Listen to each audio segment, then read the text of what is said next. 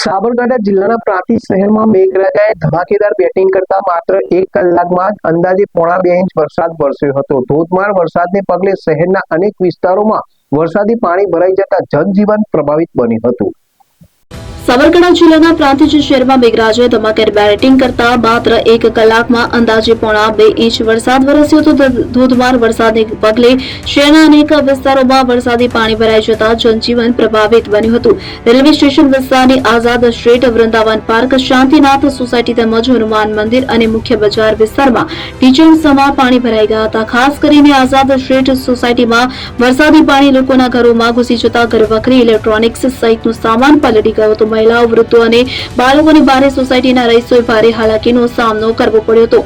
સ્થાનિકોના જણાવ્યા મુજબ આઝાદ સ્ટ્રીટ પાસે આરએનબી વિભાગ દ્વારા રોડ ઊંચો બનાવવામાં આવ્યો છે, જ્યારે પાલિકા દ્વારા સમયસર ગટરોની સફાઈ કરવામાં આવી નથી, જેના કારણે વરસાદી પાણીનો યોગ્ય નિકાલ ન થતા પાણી સીધા રહેણાંક વિસ્તારોમાં ફરી વળતા હતા અને વૃંદાવન પાર્ક અને શાંતિનગર સોસાયટીના રહીશો છેલ્લા 7 વર્ષથી ચોમાસા પહેલા ગટર લાઇન અને વરસાદી પાણીના નિકાલની યોગ્ય વ્યવસ્થા કરવા માટે વારંવાર રજૂઆતો કરી રહ્યા હોવા છતાં કોઈ કાયમી ઉકેલ આવ્યો નથી। પરિણામે દર ચોમાસે લોકોની મુશ્કેલીનો સામનો કરવો પડે છે। તો બીજી તરફ શહેરના મુખ્ય બજાર અને હનુમાન મંદિર વિસ્તારમાં પણ દર વર્ષે જેમ વરસાદી પાણી ભરાઈ જતા વેપારીઓ અને મંદિર દર્શન માટે આવતા શ્રદ્ધાળુઓમાં ભારે રોષ જોવા મળી રહ્યો છે। સ્થાનિકોએ આક્ષેપ કર્યો છે કે દર વર્ષે એક જ સમસ્યા સર્જાય છે, છતાં પાલિકા તંત્ર કોઈ અસરકારક પગલાં ભરતું નથી, જેના કારણે પ્રી મોન્સૂન કામગીરીના દાવાઓની પોલ ખુલી ગઈ છે। વરસાદ જોર ધીમું પડતા પાણી ધીમે ધીમે ઓસર્યા અને સ્થાનિક રહીશોએ રાહતનો શ્વાસ લીધો। જો કે સતત સર્જાતી આ સમસ્યાનો કાયમી ઉકેલ લાવવા માટે પાલિકા તંત્ર સામે લોકોમાં ભારે અસંતોષ જોવા મળી રહ્યો છે।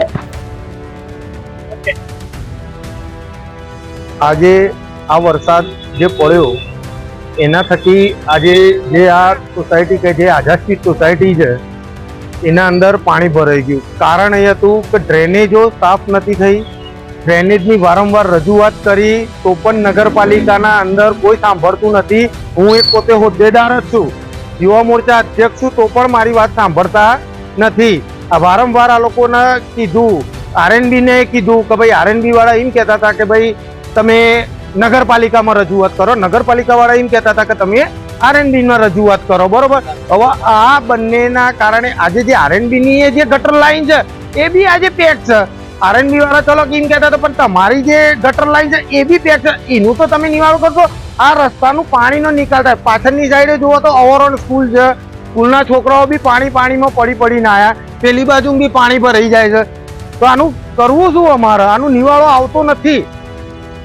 આ જે પાણી ભરાઈ જાય છે, ડ્રેનેજ બી સાફ થતી નથી અને આ પાણી અત્યારે હાલ ઓસર્યું છે તો બી મારા ખુદના ઘર આગળ પાણી છે, મારા જે અને અરહદ પાણી હતું, એ ઘૂંટણ સુધી પાણી હતું, તો પણ એ પાણી હજી બી નહીં જતું અને સ્થળ સામાન બધું જ બગડ્યું છે, સાધન બી બગડ્યા છે, પડેલી બાઇક બી ત્યાં ગાડી હતી એ બી બગડી છે।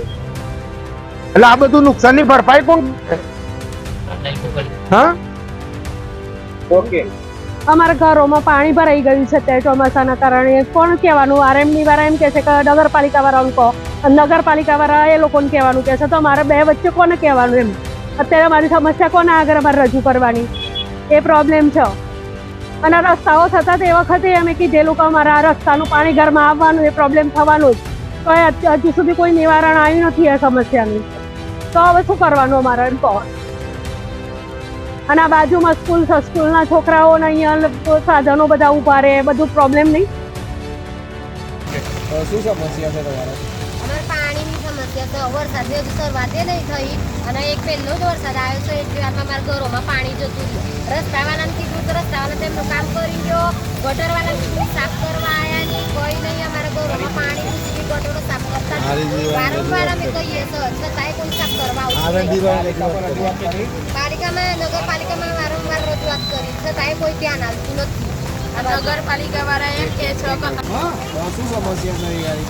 અહીંયા ગટરની સમસ્યા છે, ગટરો બધી જ પેક થઈ ગઈ છે, કોઈ સાફ કરવા આવી નથી અને અમારા ઘરમાં છેક સુધી પાણી ભરાઈ ગયું છે અને નગરપાલિકામાં અમે રજૂઆત કરીએ છીએ તો એમ કહે છે કે આરએમડી વાળાની જવાબદારી છે અને એમને કીધું તો એ કે નગરપાલિકાની અંદર આવે, તો અમારી સમસ્યા લઈને ક્યાં જવું?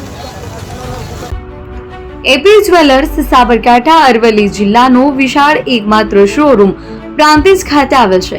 હવે સોના ચાંદીના શોખીનોને અમદાવાદ, બરોડા, સુરત કે મુંબઈ સુધી લાંબા નહીં થવું પડે. ઘર આંગણે જ વિશાળ showroom. Gold, silver, antique, diamond ખરીદવા માટે વિશ્વાસપાત્ર શોરૂમ એટલે એપી જ્વેલર્સ. સુવર્ણ દીપોત્સવ તથા 60 વર્ષની ઉજવણી નિમિત્તે દાગીનાની ગળામણ પર ભારી છૂટ. જૂના અને જાણીતા છેલ્લા 60 વર્ષથી પેઢી કાર્યરત હવે નવા રંગમાં અદ્યતન શોરૂમ એટલે એપી જ્વેલર્સ. સોના ચાંદીની વધારે અવનવી વેરાયટીઓ, ડિઝાઇન હાજર સ્ટોકમાં એકમાત્ર એપી જ્વેલર્સમાં જ જોવા મળશે. મંગળસૂત્ર, બ્રેસલેટ, બંગડી, એન્ટિક સેટ, પાટલા, વીટી સહિતની અવનવી હાજર ડિઝાઇન સાથે સેટ તથા ઓર્ડર ઉપર બનાવી આપવામાં આવશે. તો આજે જ એપી જ્વેલર્સ શોરૂમની મુલાકાત લો અને મનગમતા દાગીના ખરીદો. વડીલો તથા વિકલાંગો માટે લિફ્ટની સુવિધા તો ખરી જ. લગ્નના ઓર્ડર માટે સ્પેશિયલ રૂમની સુવિધા. સ્થળ સોનીવાડા નાકા, નવા બજાર, પ્રાંતિજ, જિલ્લા સાબરકાંઠા. Mobile number 9903 04400. હિરેનભાઈ સોની.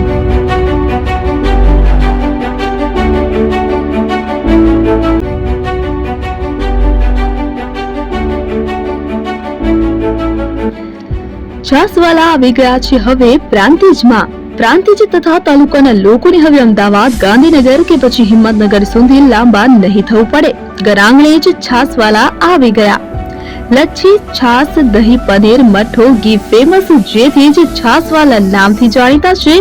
42 કરતા વધારે સિટી, 250 થી વધારે શાખાઓ અને 187 થી પણ વધારે products. Ice cream, candy, kulfi, corn, Chocobar, sandwich ice cream સહિત અવનવી આઈસ્ક્રીમનો ખજાનો. અને હા, સ્થળ ઉપર મુલાકાત લો તો જરૂરથી અમારો કોલ્ડ કોકો ટેસ્ટ કરો. દુકાન number 19, Ishwar Krupa shopping center, approach road, Prantij, જિલ્લો સાબરકાંઠા. Contact number 8329611618. ચંદન પટેલ.